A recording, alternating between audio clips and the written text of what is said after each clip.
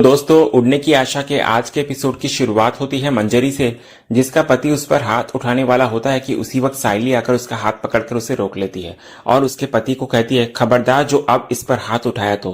कहते हुए साइली गुस्से में उसके पति को धक्का दे देती है, जिससे वो नीचे गिर जाता है। तभी इधर मंजरी की सास आती है और साइली को कहती है, कौन है रे तू और मेरे बेटे को क्यों धक्का मार रही है।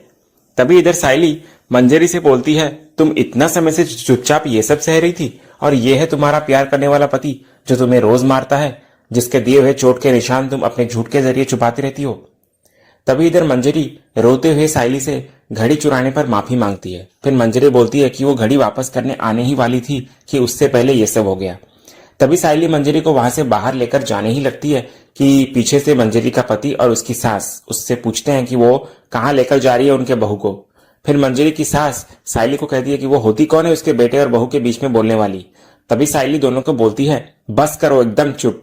कहते हुए फिर वो एक डंडा उठाती है और कहने लगती है, खबरदार जो किसी ने एक भी कदम आगे बढ़ाया तो। उसके बाद साइली वहां खड़े आसपास के लोगों को भी कहती है, तुम सब यहाँ खड़े खड़े तमाशा देख रहे हो। तुम सबके अंदर इंसानियत है या अंदर से खोखली हो चुकी है। एक पति अपने पति को मार रहा है और तुम सब लोग यहाँ खड़े होकर तमाशा देख रहे हो। उसके बाद साइली मंजरी के पति और उसकी सास को धमकी देते हुए कहती है कि वो मंजरी को वहां से लेकर जा रही है और खबरदार जो उसका पीछा किसी ने किया तो, वरना वो पुलिस को बुला देगी। कहते हुए साइली मंजरी को अपनी स्कूटी में बिठाकर वहां से ले जाती है। इधर दूसरी तरफ हम देखते हैं कि रिया आकाश से बोल रही होती है कि अगर उसके मुंह से ये सच नहीं निकलता कि मंजरी ने पहले भी चोरी करी है तो इतना बड़ा इशू होता ही नहीं। फिर रिया कहती है, मैं ये नहीं चाहती कि वहिनी मेरी वजह से कोई प्रॉब्लम में पड़े। तो आकाश इस पर कहता है कि वो वहिनी की चिंता ना करे। फिर आकाश आगे बोलता है, तुम वहिनी को तो जानती हो ना रिया, वो ऐसी ही हैं, अपने चाहने वालों के लिए वो कुछ भी कर सकती है। आई जस्ट होप कि वो सुरक्षित हो। फिर रिया कहती है, आई जस्ट होप कि वो सेफ के साथ साथ करेक्ट भी प्रूफ हो। इधर दूसरी तरफ तेजस को हम देखते हैं जो रेणुका को आकर कह रहा होता है, आई बहुत देर हो गई पर अब तक साइली घर नहीं आई। मैं बोल रहा हूं आई कि हमें पुलिस को बुला लेना चाहिए था। तभी रेणुका तेजस को कहती है कि वो जाकर अपने बाबा से बात करे इस बारे में, क्योंकि ये परेश का डिसीजन था। तो तेजस फिर आकर परेश से कहता है कि वो आखिर कब तक इंतजार करेंगे, अब तक तो उस मंजरी ने उसकी घड़ी बेच भी दी होगी। तो परेश इधर तेजस को कहता है कि उसने साइली को 1 घंटा दिया है तो अभी भी आधा घंटा बाकी है, तो वो आधा घंटा रुक जाए। इधर अगले सीन में हम देखते हैं साइली मंजरी को रास्ते में किसी दुकान के पास रोकती है और उसे पानी पिलाती है। तभी मंजरी इधर फुट फुट कर रोते हुए साइली को हाथ जोड़ते हुए माफी मांगती है कि उसने दोबारा से उसका भरोसा तोड़ दिया। फिर मंजरी आगे कहती है कि वो चोर नहीं है, बस उसके पति के कहने पर उसने ये सब किया। तो साइली मंजरी को कहती है उसे कुछ भी कहने की जरूरत नहीं है, क्योंकि वो सब समझती है, क्योंकि कुछ मर्द अपनी नाकामयाबी औरतों पर थोप देते हैं। उसके बाद साइली आगे कहती है कि उसे इस बात का दुख हो रहा है कि मंजरी ने इतना सब कुछ क्यों झेला।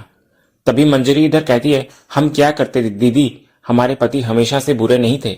बुरा इंसान नहीं बल्कि बुरा समय होता है, क्योंकि जब से उनकी नौकरी छूटी तब से वो बदल गए। रोज पीकर घर पर आने लगे और हमें मारने लगे। हमको मजबूर किया कि हम बाहर जाकर काम करें, और फिर जब हमने काम किया तो बोले कि इतने कम पगार में क्यों मान गई। अब अगर कम पगार में मानी हो तो उसकी जगह चोरी करके उसकी भरपाई करो। इसलिए दीदी हम अपने लालच में चोरी नहीं किए। तभी साइली मंजरी को कहती है कि परिस्थिति चाहे कैसी भी हो, पर किसी को भी हक नहीं है उस पर हाथ उठाने का, चाहे वो तुम्हारे पति ही क्यों ना हो। फिर आगे मंजरी कहती है कि उसे जाना होगा अपने घर, और घर जाकर वो अपने पति से माफी मांग लेगी तो सब कुछ सही हो जाएगा। कहते हुए मंजरी जाने ही लगती है कि साइली उसे रोक लेती है और कहती है कि वो कोई ना कोई हल जरूर निकालेगी, लेकिन वो उसे उस नर्क में जाने नहीं देगी। इधर दूसरी तरफ घर का सीन हम देखते हैं जहां सचिन भागा भागा आता है और परेश से पूछता है कि साइली घर पर आई क्या, क्योंकि उसने फोन पर बोला कि वो अभी आ रही है और वो फोन पर काफी परेशान भी लग रही थी। तभी इधर परेश को तेजस कहता है कि समय भी पूरा हो चुका है और साइली अब तक नहीं आई घर, तो उसे अभी जाकर पुलिस में कंप्लेंट कर देनी चाहिए। तभी परेश तेजस को रोकता है और सचिन से पूछता है, सचिन साइली ने फोन पर क्या कहा। तो सचिन बोलता है कि उसने यही बोला कि वो घर पर आ रही है और आवाज से काफी परेशान लग रही थी, तो अभी फिक्र हो रहा है कि वो अभी तक आई नहीं क्यों। तभी तेजस इधर से बोलता है, तो किसने कहा था उसे हीरोगिरी करने के लिए, जिसका जो काम है वो करना चाहिए ना उसको। अब जो पुलिस कर सकती है वो हम नहीं कर सकते ना, इसलिए मैं जा रहा हूं पुलिस में कंप्लेंट करने। कहते हुए तेजस जाने ही लगता है कि तभी इधर साइली मंजरी को लेकर घर पर आती है और मंजरी को ऐसी हालत में देखकर सब लोग चौंक जाते हैं। तभी रेणुका आकर साइली को कहती है, इस लड़की को दोबारा से मेरे घर पर लाने की तेरी हिम्मत कैसे हुई। तो साइली इधर इस पर कहती है, काकू आप जैसा सोच रही है वैसा कुछ भी नहीं है। तभी तेजस वहीं खड़ा इधर मंजरी को देखते ही उसके पास जाकर पूछता है कि उसकी घड़ी कहाँ है। तो साइली इधर तेजस को उसका घड़ी लौटाती है।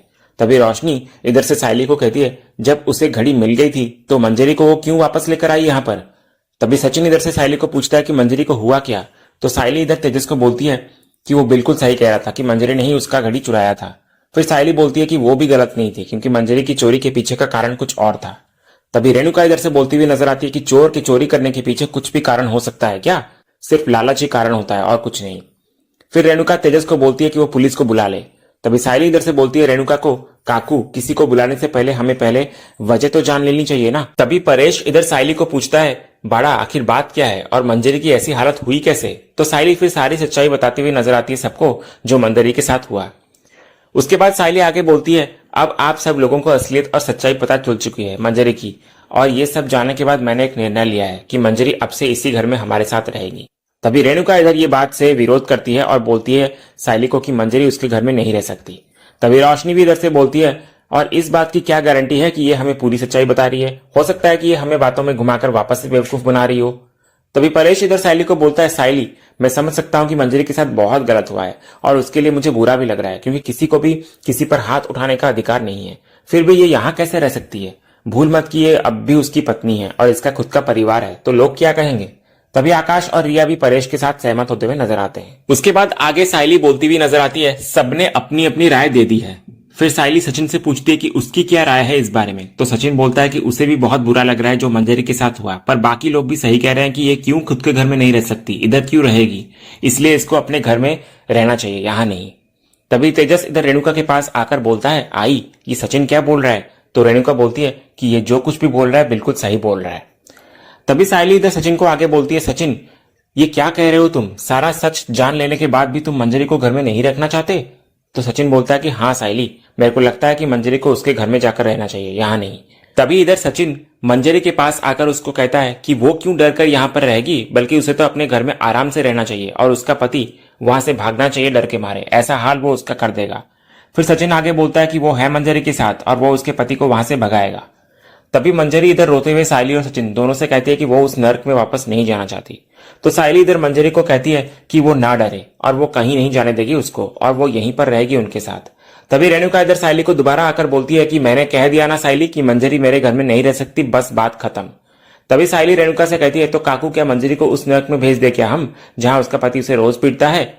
तो रेणुका कहती है कि उसने ये नहीं कहा कि उसे वापस वही नर्क में भेज दिया जाए, बल्कि उसने सिर्फ ये कहा कि उसके छत के नीचे रहकर वो कोई मदद ना करे।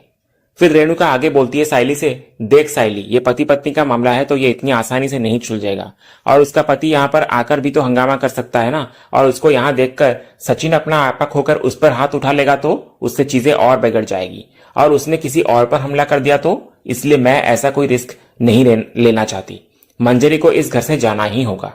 तभी रोशनी भी इधर से सायली को बोलती है, सायली जब तुम एक नौकरानी के बारे में इतना सब कुछ सोच सकती हो तो हमारे लिए भी सोच लेती ना।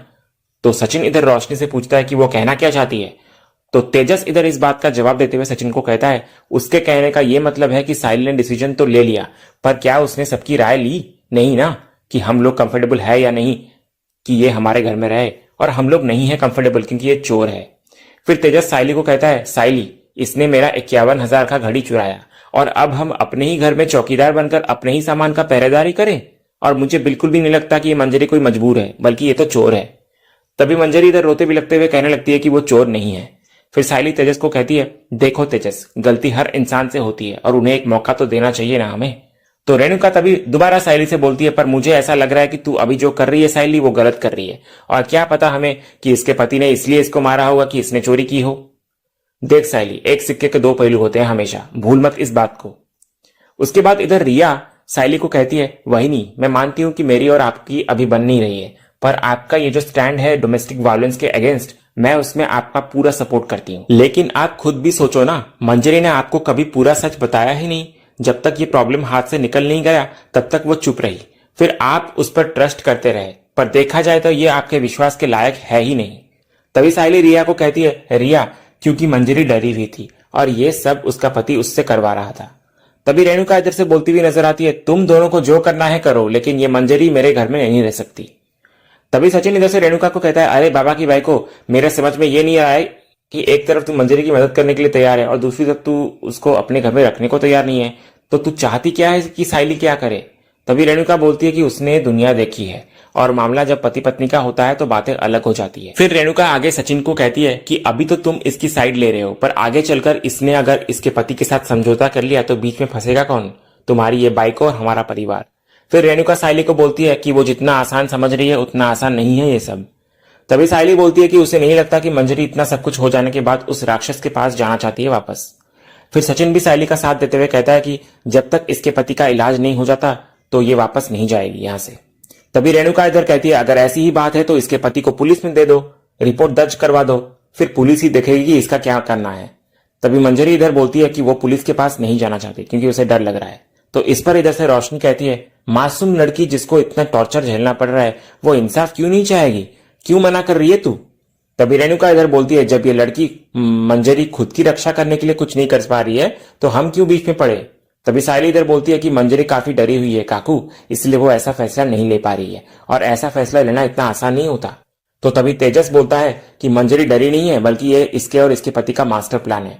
जानबूझकर इन्होंने ये सब किया सायली के सामने ताकि सायली को इन पर तरस आ जाए और सायली इसको घर पर लेकर आ जाए और फिर ये घर में रहकर दोबारा से चोरी करे और फिर एक कोई बड़ा कांड करे। फिर सचिन आगे मंजरी से कहता है मंजरी जब तक तू खुद के लिए आवाज नहीं उठाएगी ना तो ये खजूर और खजूरी जैसे लोग तेरे पर हमेशा शक करते रहेंगे और मैं और दीदी दोनों हैं तेरे साथ। चल पुलिस थाने चलते हैं और कंप्लेंट लिखवाते हैं। तभी मंजरी कहती है कि उससे ये सब नहीं हो पाएगा।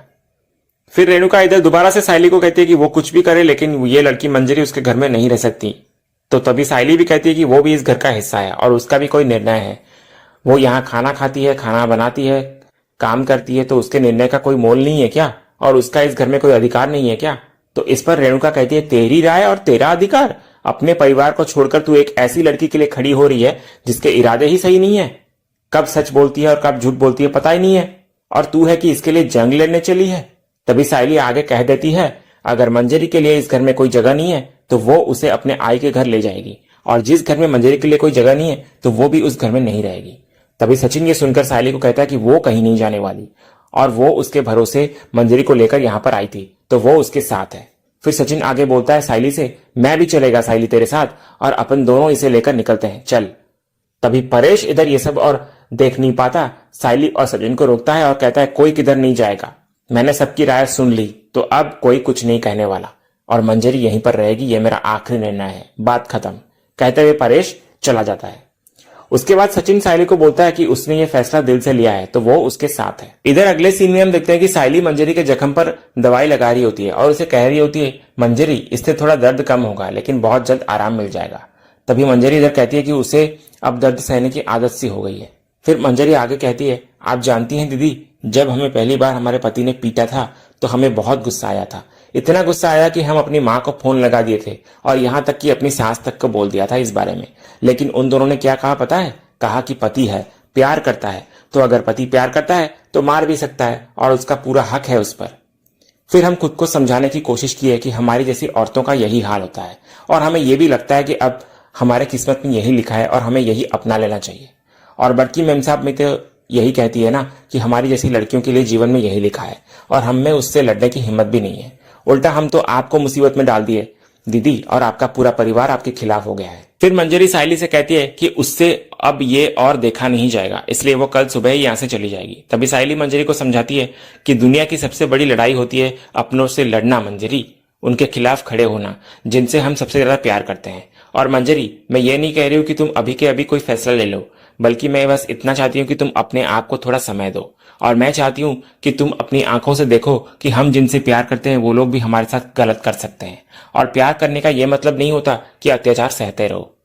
फिर सायली आगे बोलती है मंजरी हमें बचपन में यही सिखाया जाता है कि चुप रहने में ही समझदारी है, लेकिन खुद के लिए भी आवाज उठाना जरूरी है। इसलिए तुम्हें यह बात समझनी होगी कि यह लड़ाई तुम्हारी है और तुम्हारे स्वाभिमान की है। तभी मंजरी इधर कहती है जाने दीजिए दीदी, हमें नहीं लगता कि हम इसमें कुछ कर पाएंगे और हमारे स्वाभिमान की लड़ाई के चक्कर में आप अपने स्वाभिमान को ठेस पहुंचा रही है और आप हमारे लिए अपनों के खिलाफ क्यों जा रही हैं? क्या उनसे बढ़कर हैं हम आपके लिए? तभी सायली इस पर कहती है तुम्हारी तरह मैंने भी खुद से यही सवाल पूछा था मंजरी कि क्या मैं किसी के लिए कुछ हूं? तो सचिन ने मुझे तभी बताया कि मैं उसके लिए क्या हूं। उसी ने मुझे सिखाया कि स्वाभिमान रखना कितना जरूरी है। तो इसीलिए आज मैं तुमसे कहती हूँ मंजरी कि तुम मेरे लिए मायने रखती हो। इसीलिए मंजरी मैं बस इतना चाहती हूँ कि जब तुम अपने लिए फैसला लोगी तो तुम खुद के बारे में सोचो, किसी और के बारे में नहीं। और अगर तुम खुद से प्यार नहीं करोगे तो वैसा प्यार हमसे कोई नहीं करेगा। फिर सायली आगे बोलती है, बस एक बात याद रखना मंजरी, कि जब तक तुम खुद के लिए खड़ी रहोगी तब तक मैं तुम्हारे साथ हूं, हमेशा के लिए। यही कह रही होती है सायली और इसी सीन के साथ ही आज का ये एपिसोड यहीं खत्म होता है। तो दोस्तों, आज का ये वीडियो आपको कैसा लगा कमेंट सेक्शन में जरूर बताइएगा, और वीडियो को लाइक भी कीजिएगा, शेयर भी कीजिएगा, सब्सक्राइब करना तो बिल्कुल भी मत भूलिएगा, ताकि ऐसे ही रोज लेटेस्ट एपिसोड के अपडेट्स आप टेलीविजन से पहले पा सकें। तो मिलते हैं हम एक नए एपिसोड के रिव्यू में, तब तक के लिए स्वस्थ रहें, मस्त रहें।